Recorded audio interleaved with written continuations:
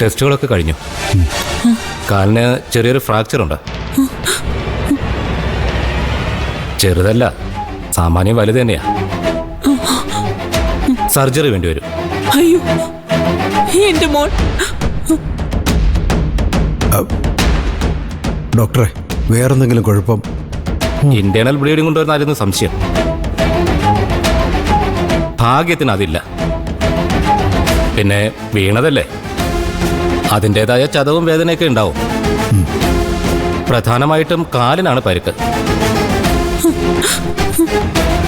നടക്കാൻ പ്രയാസമായിരിക്കും. വീൽ ചെയറോ വാക്കറോ വേണ്ടിവരും. എനിക്ക് ആകെയുള്ളൊരു മോനാ ഡോക്ടറെ. മരിച്ചില്ലല്ലോ, അത് തന്നെ വലിയ കാര്യമല്ലേ. അതിന് ദൈവത്തോട് നന്ദി പറയും.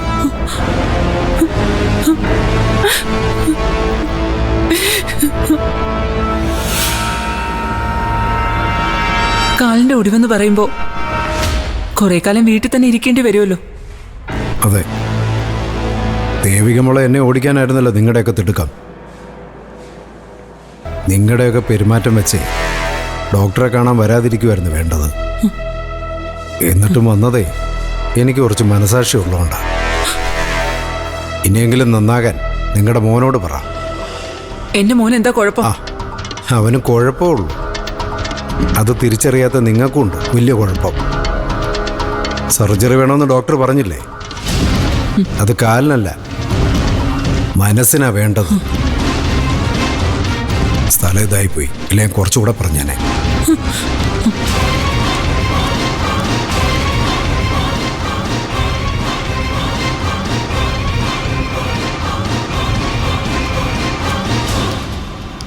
അച്ഛാ, ഒടുക്കത്തെ ആയുസ് അവര്. എന്തായാലും കാലൊടിഞ്ഞിട്ടുണ്ട്, അത്ര ആശ്വാസം. അപ്പൊ ഇനി 24 മണിക്കൂറും വീട്ടിൽ തന്നെ കാണുമല്ലോ അച്ഛാ. അതാ എന്റെ പ്രശ്നം. ശരത്തിന് ബോധം വരാത്ത സ്ഥിതിക്ക് നിത്യ ഇവിടെ നിർത്തുന്ന അപകടമല്ലേ അച്ഛാ? വേറൊന്നുമല്ല, ആ പ്രഭാവതിയും നിത്യയും കൂടി അധികം സംസാരിക്കാൻ അവസരം കൊടുക്കാതിരിക്കുന്നതായിരിക്കും നല്ലത്. വിളിച്ച അവള് വരുവോ? ആ പ്രഭാവതിയുടെ മുമ്പിൽ വെച്ച് ശരത്തിന് ബോധം വന്നാലേ വരുവുള്ളെന്ന് അവള് പറഞ്ഞും പോയി. അച്ഛ, ഒരു കാര്യം ചെയ്യാം. എന്നാ പിന്നെ നമുക്കിവിടെ നിൽക്കാം. എല്ലാരും കൂടി ഒരുമിച്ചാണല്ലോ വന്നത്. ഒരുമിച്ച് തന്നെ പോവുള്ളൂ എന്ന് പറയാം. എന്നെ കാണുമ്പോ അവരുടെ ശ്രദ്ധ മുഴുവൻ എന്നിലായിരിക്കും.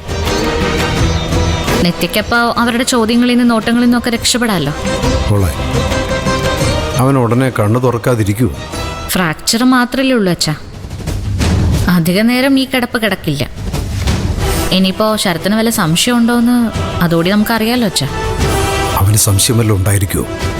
സാധാരണഗതിയിൽ ഉണ്ടാവാൻ പാടില്ലാത്തത്. പക്ഷെ അവനൊരു ക്രിമിനൽ ആണല്ലോ. അപ്പൊ അവന്റെ ചിന്തയ്ക്കും കാണും ഒരു ക്രിമിനൽ സ്വഭാവം. അങ്ങനെ എങ്ങാനും തോന്നിയാലേ ഉള്ളൂ. അല്ല, അങ്ങനെ എങ്ങാനും തോന്നിയ? അല്ല, ഡോക്ടറോടോ പോലീസിനോടോ അവനാ സംശയം പറഞ്ഞാൽ, അല്ല അങ്ങനെ പറയരുത്. അതിന് നമ്മളിവിടെ നിൽക്കുന്ന തന്നെ അച്ഛൻ നല്ലത്. നമ്മളിവിടെ ഉണ്ടെങ്കിൽ ശരത്ത് അങ്ങനെ പറഞ്ഞാലും നമുക്ക് കയറി ഇടപെടാൻ പറ്റും. എങ്കിൽ നിൽക്കാൻ പോളെ. പിന്നെ ആ പ്രഭാവതിയും പാർവതി എന്തെങ്കിലുമൊക്കെ പറയുമായിരിക്കും. ആ ഒന്ന് മോള് ഗവനിക്കട്ടെ കേട്ടോ.